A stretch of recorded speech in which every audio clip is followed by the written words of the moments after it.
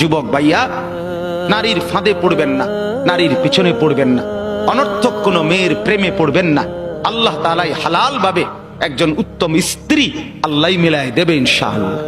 যুবক ভাইয়া, নামাজ পড়ে, নামাজ পড়ে, 5 ওয়াক্ত নামাজ পড়ে, অশ্লীলতা উলঙ্গপনা থেকে, বেহায়াপনা থেকে ছুটেন। নারীর ফাঁদে পড়বেন না, নারীর পিছনে পড়বেন না, অনর্থক কোন মেয়ের প্রেমে পড়বেন না।